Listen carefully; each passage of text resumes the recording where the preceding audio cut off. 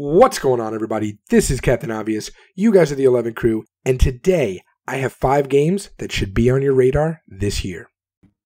Number 1, Twin Mirror. Developers Don't Nod bring us this 3-part psychological thriller that's set in Basswood, Virginia. These guys are the ones who created Life is Strange, so they know how to tell a good episodic story that has many, many layers to uncover. So picture The Hangover as a video game, but more serious instead of funny. You play a character who has no memory of the previous night with a bloody shirt as his only clue. Time to find out the truth. My shirt from last night. What is this? Did I black out or what? I have to figure out what happened. Okay, wake up. Focus. Number 2, Control. Control takes place in a featureless skyscraper in Manhattan called the Oldest House. This is the main base for a secret government organization that's called the Federal Bureau of Control. Now, they deal with all the unexplained and supernatural phenomena. Their only goal is to study, contain, and seize control of all supernatural elements in order to manipulate them for their own purposes. Now, this game has a Whovian twist.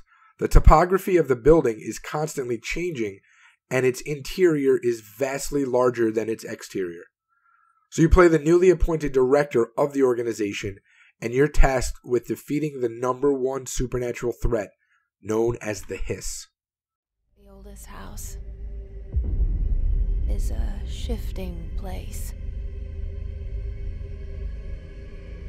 There are rules and rituals. You can keep traveling deeper.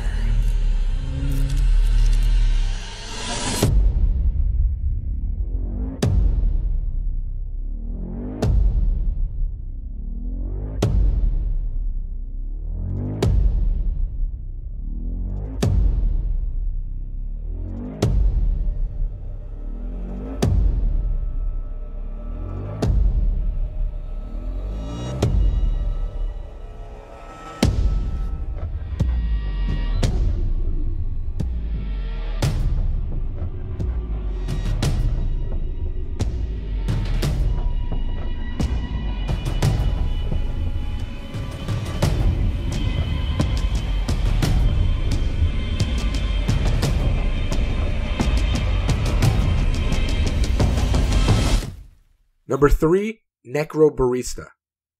Now, this game is a cinematic visual novel set in a magical Melbourne cafe, where the dead are granted one last night to mingle with the living. Think of it as like a Match.com meeting place for the dead. The game is heavily inspired by anime, and that really comes through in the way that it's presented. But what I love about this game, what's so different about this visual novel, is that it has free-roaming, first-person sections of the game. And when you explore them, it actually opens up dozens of branching storylines. Very cool. And the soundtrack also promises to be one of the better ones this year.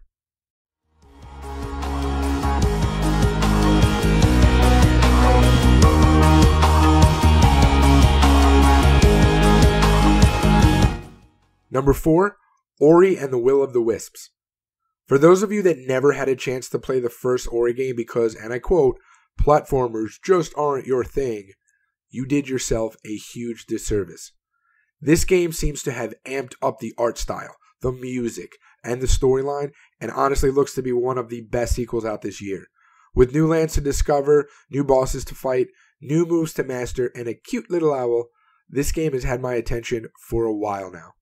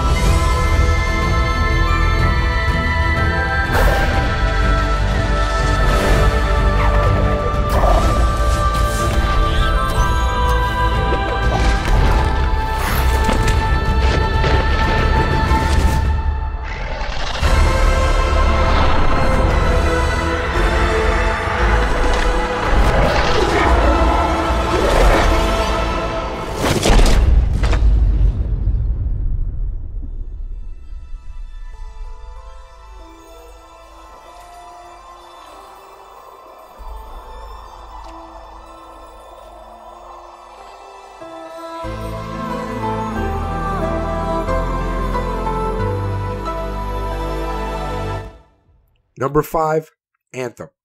This game shouldn't be new to most of you, but it's definitely a game worthy of this series.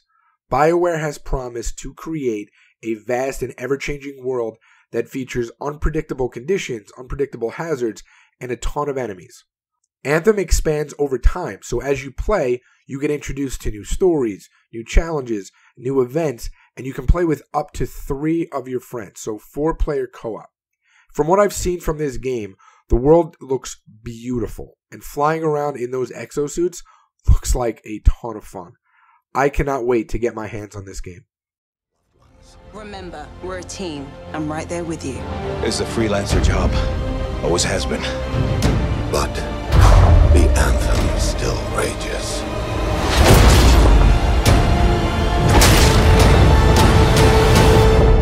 And walls can only do so much. But with the power of the Anthem at my fingertips. That's it for now, guys. I'll be back next week with more games to look out for. Tell me what are some of the games on your must-buy list in the comments below. Captain Avi is out. Peace.